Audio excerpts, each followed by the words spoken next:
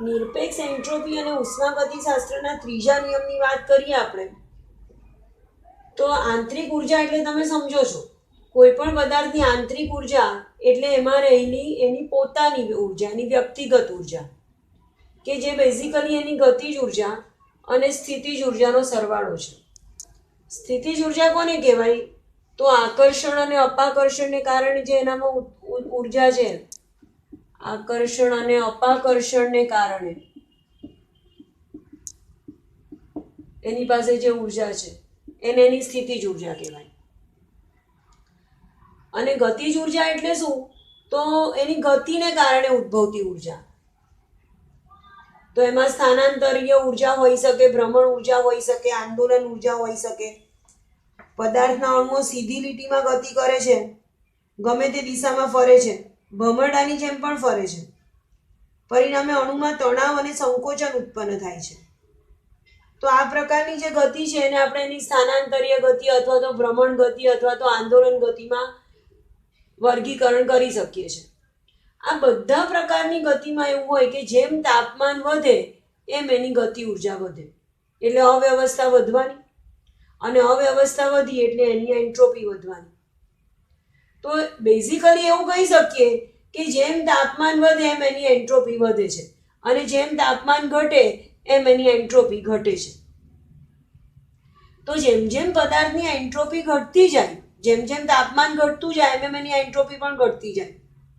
તો કોઈ પણ શુદ્ધ સ્ફટિકમય પદાર્થની એન્ટ્રોપી માટે આપણે એવું સ્ટેટમેન્ટ આપી શકીએ કે કોઈ પણ શુદ્ધ સ્ફટિકમય પદાર્થની એન્ટ્રોપી જેમ તાપમાન નિરપેક્ષ શૂન્ય તરફ જાય છે, 0 કેલ્વિન તાપમાન તરફ જેમ જેમ તાપમાન ઘટતું જાય છે એમ એની એન્ટ્રોપી પણ 0 તરફ જતી જાય છે. અવ્યવસ્થા ઘટતી જાય છે અને એની વ્યવસ્થા વધતી જાય છે. એને આપણે ઉષ્માગતિશાસ્ત્રનો ત્રીજો નિયમ કહીએ છીએ. એનો મતલબ એવો થયો કે નિરપેક્ષ શૂન્ય તાપમાને, 0 કેલ્વિન તાપમાને, કે જે સૌથી નીચામાં નીચું તાપમાન છે.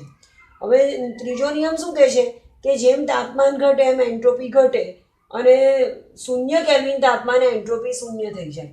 એન્ટ્રોપી 0 છે મતલબ અવ્યવસ્થા છે જ નહીં, સંપૂર્ણપણે વ્યવસ્થા છે.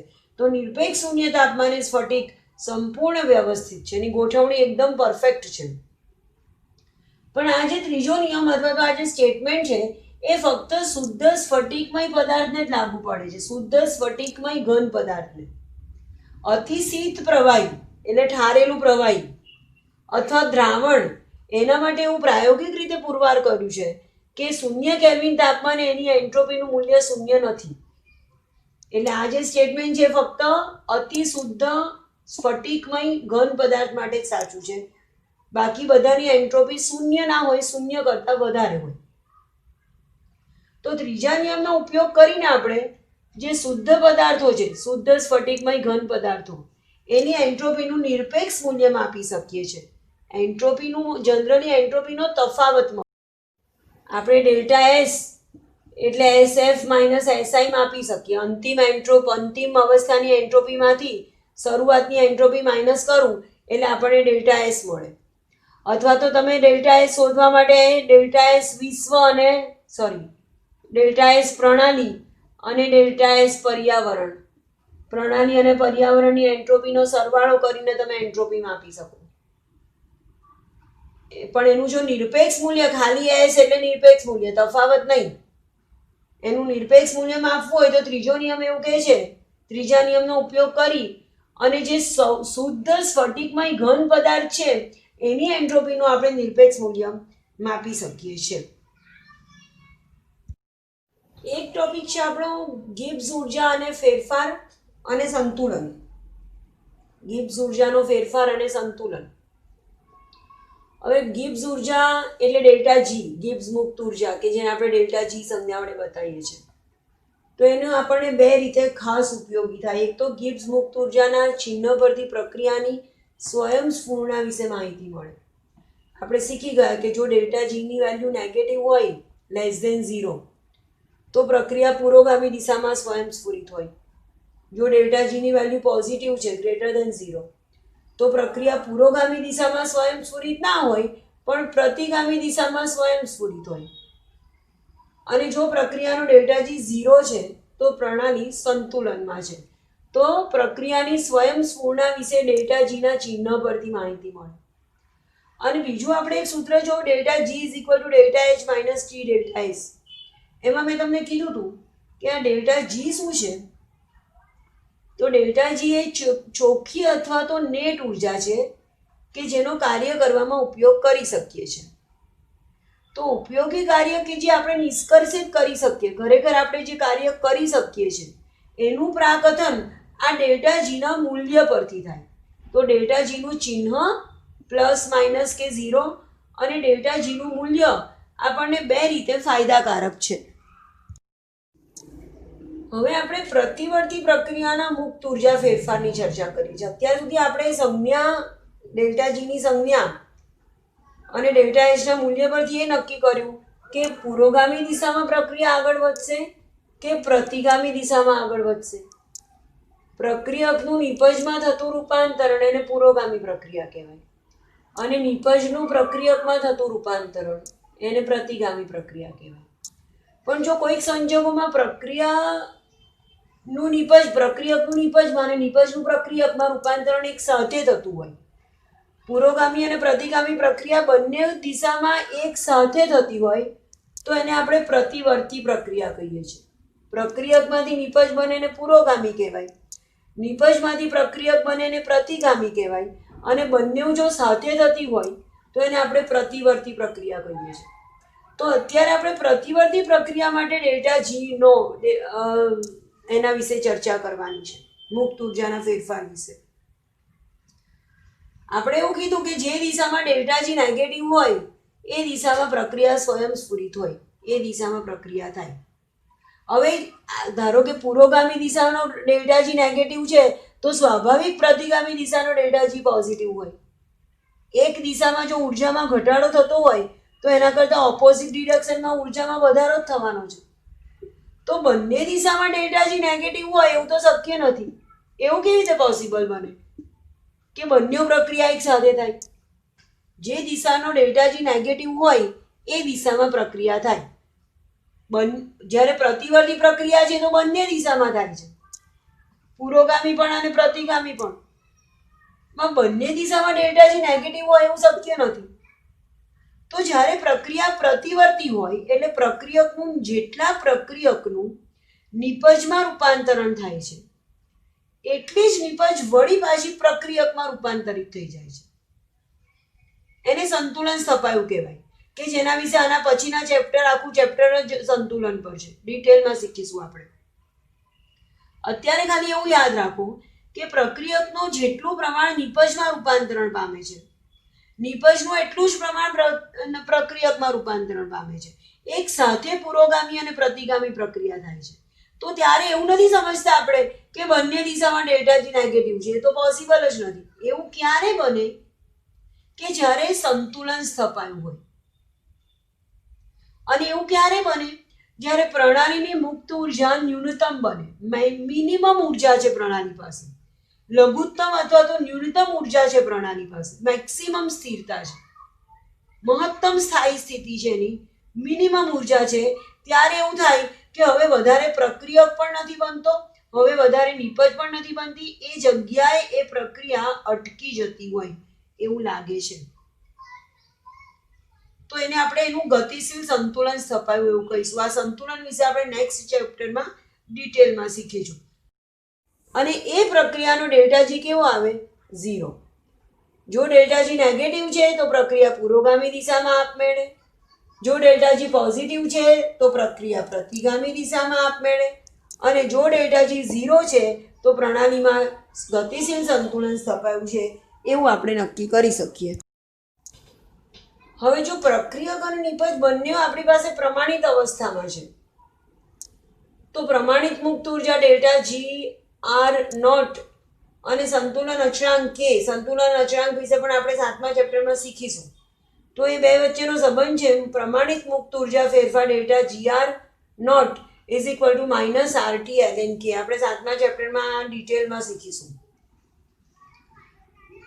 આ એલએન કે એટલે નેચરલ લોગ છે અને નેચરલ લોગને જો લોગેરિધમમાં ફેરવવું હોય લોગમાં તો તમને કદાચ ખબર હશે કે એને 2.303 વડે ગુણવું પડે. તો આનું આ સૂત્ર હું આવી રીતે પણ લખી શકું, delta G is equal to minus RT ln ને બદલે 2.303 log કે, જ્યાં કે એ સંતુલન અચળાંક છે, ટી એ કેલ્વિનમાં નિરપેક્ષ માપક્રમમાં તાપમાન છે, આર એ વાયુ અચળાંક છે. ઓલરેડી આપણે આ સૂત્ર શીખી ગયા છે, ડેલ્ટા જી બરાબર delta H minus T delta S, જ્યાં ડેલ્ટા એચ એ એન્થાલ્પી ફેરફાર છે અને ડેલ્ટા એસ એ એન્ટ્રોપી ફેરફાર છે. તો ડેલ્ટા એચ અને ડેલ્ટા એસ ના માપન પરથી પણ આપણે ડેલ્ટા જી નો અંદાજ કાઢી શકીએ.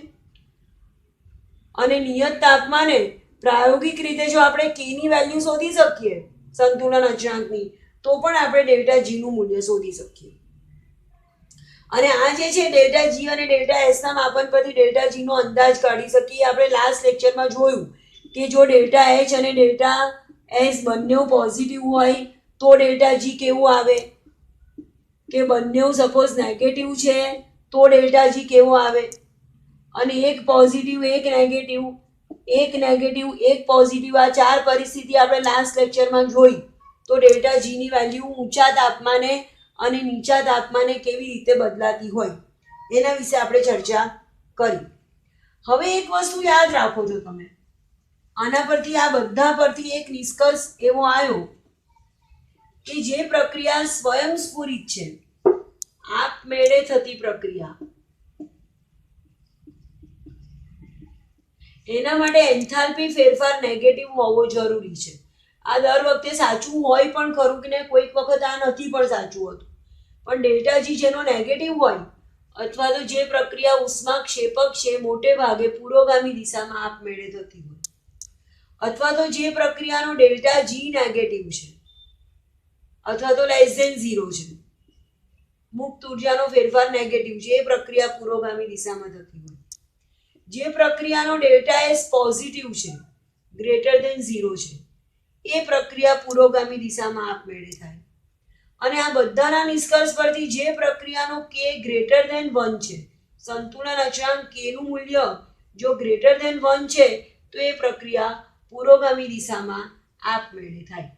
એના કરતાં બધું ઊંધું, જો પ્રક્રિયા ઉષ્મા શોષક છે, ડેલ્ટા એચ પોઝિટિવ છે, અથવા તો પ્રક્રિયાનો ડેલ્ટા જી પોઝિટિવ છે, ગ્રેટર ધેન 0, અથવા તો એનો ડેલ્ટા એસ નેગેટિવ છે, લેસ ધેન 0, અથવા તો પ્રક્રિયાનો કે એ લેસ ધેન 1 છે, તો એ સંજોગોમાં પ્રક્રિયા પુરોગામી દિશામાં આપમેળે ના થાય, સ્વયંસ્ફુરિત ના હોય, પણ પ્રતિગામી દિશામાં સ્વયંસ્ફુરિત હોય. અને જ્યારે પ્રક્રિયા પ્રતિવર્તી છે ન્યૂનતમ ઉર્જા સાથે સંતુલન સ્થિતિ, તો યાદ રાખો જો એ પ્રક્રિયાનો ડેલ્ટા જી ની વેલ્યુ 0 આવશે, જે પ્રણાલીનો ડેલ્ટા જી 0 છે એ સંતુલનમાં છે, અને જેનો સંતુલન અચળાંક કે નું મૂલ્ય 1 છે, નહીં ગ્રેટર ધેન 0 નહીં લેસ ધેન 0, 1 છે, એ પ્રણાલી પણ સંતુલનમાં છે એવું કહી શકાય. અહીંયા આપણું ચેપ્ટરની થિયરી પૂરી થાય છે. હવે બધા કોયડાની વાત કરીએ તો 6.1માં એવું કહે છે કે પ્રણાલીની આંતરિક ઉર્જામાં ફેરફાર, આ 3 કન્ડિશનમાં ડેલ્ટા યુ ની વેલ્યુ બતાવવાની છે તમારે. એમાં પહેલું એવું કહે છે કે પ્રણાલી વડે પર્યાવરણમાંથી ઉષ્મા શોષાઈ નથી, એટલે Q0 છે. પ્રણાલી પર કાર્ય થાય છે. જ્યારે પ્રણાલી પર કાર્ય થાય તો W આપણે પોઝિટિવ લઈએ છીએ. તો અહીંયા ડેલ્ટા યુ ની વેલ્યુ આંતરિક ઉર્જા Q પ્લસ W પ્રમાણે Q0 છે અને W પ્લસ છે, એટલે delta U is equal two W. અને પ્રણાલીની દિવાલનો પ્રકાર કેવો, તો અહીંયા ઉષ્માનો ફેરફાર નથી થતો, ઉષ્માનો વિનિમય નથી થતો, એટલે સમોષ્મી. ડેલ્ટા Q0 છે એટલે સમોષ્મી દિવાલો છે, ઉષ્માનો વિનિમય નથી થતો. બીજામાં પ્રણાલી પર કાર્ય નથી થયું, W0 છે. ઉષ્મા એ Q એ પ્રણાલીમાંથી પર્યાવરણને આપે છે, એટલે પ્રણાલી ઉષ્માનું ઉત્સર્જન કરે છે, એટલે Q નેગેટિવ લેવાનું, ઉષ્માક્ષેપક પ્રક્રિયા છે. તો અહીંયા delta U is equal to Q plus W નો Q negative, W0, delta U is equal to minus Q જવાબ આવશે. અને પ્રણાલીની દિવાલનો પ્રકાર પૂછ્યો છે તો ઉષ્માનું વહન થયું છે, એટલે ઉષ્માનું વહન કરે એવી દિવાલો હોય. અને ત્રીજું જે છે પ્રણાલી વડે કાર્ય થાય છે. પ્રણાલી જ્યારે કાર્ય કરે તો W નેગેટિવ લેવો પડે. પ્રણાલી વડે કાર્ય થાય તો W નેગેટિવ અને પ્રણાલી પર કાર્ય થાય તો W પોઝિટિવ. પ્રણાલી પર કાર્ય થાય તો W પોઝિટિવ અને પ્રણાલી વડે કાર્ય થાય તો W નેગેટિવ. પ્રણાલીને ઉષ્મા આપી છે એટલે ઉષ્મા શોષક પ્રક્રિયા છે એટલે Q પોઝિટિવ. તો અહીંયા ડેલ્ટા U બરાબર Q plus W, Q positive અને W નેગેટિવ એટલે Q માઇનસ W જવાબ આવશે. અને આ કેવા પ્રકારની પ્રણાલી હશે? તો અહીંયા પ્રણાલીનો પ્રકાર એ બંધ પ્રણાલી હશે. પ્રણાલી કેવા પ્રકારની છે? તો બંધ પ્રણાલી. કારણ કે પ્રણાલી વડે કાર્ય થાય છે અને પ્રણાલી ઉષ્માનું શોષણ કરે છે. પ્રણાલીએ શોષેલી ઉષ્મા Q કાર્ય કરવામાં પ્રણાલી દ્વારા કાર્ય કરવામાં વપરાઈ જાય છે. એટલે ઉર્જાનો કે ઉષ્માનો વિનિમય થતો નથી એટલે બંધ પ્રણાલી છે.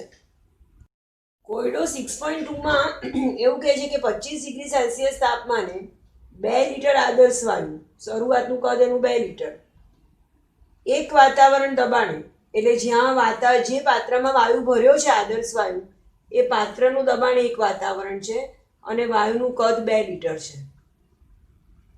શૂન્યાવકાશમાં સમતાપી રીતે કદ 10 લિટર થાય ત્યાં સુધી વિસ્તરે છે.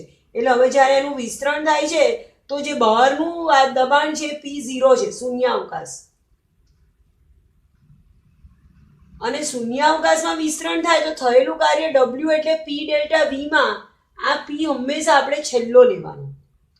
આ P1 છે શરૂઆતનો દબાણ અને આ P2 છે અંતિમ દબાણ. તો આ દબાણ હંમેશા છેલ્લું અંતિમ દબાણ લેવાનું. અંતિમ દબાણ તો 0 છે.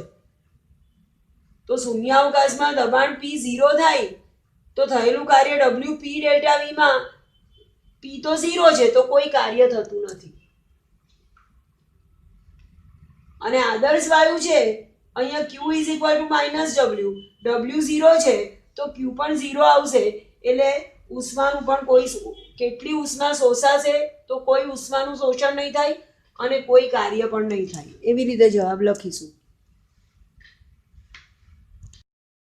કોયડો 6.3માં દાખલો આના જેવો જ છે, 6.2 જેવો જ. પણ પહેલા 6.2માં આપણે શું કર્યું કે શૂન્યાવકાશમાં વિસ્તરણ કર્યું. એને બદલે 6.3માં એવું કહે છે કે બાહ્ય વાતાવરણ દબાણ 1 એટમોસ્ફિયર, 1 વાતાવરણ અચળ છે. એ સંજોગોમાં કાર્ય કેટલું થાય? તો કાર્ય શોધવાનું સૂત્ર તો P ડેલ્ટા V ખબર છે. P એટલે અચળ બાહ્ય દબાણ 1 વાતાવરણ, ડેલ્ટા V એટલે અંતિમ કદ માઇનસ શરૂઆતનું કદ. 10 લિટર કદ અંતિમ કદ અને 2 લિટર શરૂઆતનું. તો 8 લિટર કદ થયું. ડેલ્ટા V 8 લિટર થયો. તો W ની વેલ્યુ આવી 8 લિટર વાતાવરણ. પણ અહીંયા 2 લિટરમાંથી 10 લિટર કદ થાય છે. વાયુનું વિસ્તરણ થાય છે અને વાયુનું વિસ્તરણ થાય એટલે પ્રણાલી દ્વારા કાર્ય થયું કહેવાય. અને જ્યારે પ્રણાલી દ્વારા કાર્ય થાય તો આપણે W નેગેટિવ લઈએ છીએ. તો અહીંયા આપણે લખીશું W ની વેલ્યુ -8 લિટર વાતાવરણ અને Q is equal two -W એટલે Q ની વેલ્યુ કેટલી ઉષ્માનું શોષણ થાય? તો આટલી ઉષ્માનું જેટલું કાર્ય થયું એટલી ઉષ્માનું શોષણ થયું. કોયડો 6.4માં રકમ આની આ જ રાખી છે પણ 1 મોલ આદર્શ વાયુ માટે ગણતરી કરવાની છે. હવે જો સમતાપી પ્રતિવર્તી પ્રક્રમ માટે અને 1 મોલ આદર્શ વાયુ માટે ગણતરી કરવી હોય તો આપણે સૂત્ર વાપરીએ છીએ Q is equal two -W તો ખરું જ, પણ આ સૂત્ર આપણે અપ્રતિવર્તી પ્રક્રમ માટે લાગુ પાડીએ છીએ. જો પ્રતિવર્તી પ્રક્રમ માટે લાગુ પાડવું હોય તો is equal two 2.303 NRT log VF upon VI સૂત્ર વાપરીશું. N એ વાયુના મોલ છે 1 લીધો, R એ વાયુ અચળાંક છે 0.082 લીધો, T એ તાપમાન કેલ્વિનમાં 298 કેલ્વિન, VF એ અંતિમ કદ છે ફાઇનલ વોલ્યુમ અને VI એ ઇનિશિયલ એટલે શરૂઆતનું કદ છે. અંતિમ કદ 10 લિટર અને શરૂઆતનું કદ 2 લિટર. તો log 5 ની કિંમત અહીંયા જે આવશે 0.6990 અને આ બધી કિંમત મૂકી દઈએ તો 36.36 લિટર વાતાવરણ જેટલું કાર્ય પ્રણાલી દ્વારા થયું કહેવાય. તો અહીંયા આપણો કોયડો 6.3 સુધી પૂરો થાય છે. નેક્સ્ટ લેક્ચરમાં આપણે આગળના કોયડા જોઈશું. Thank you.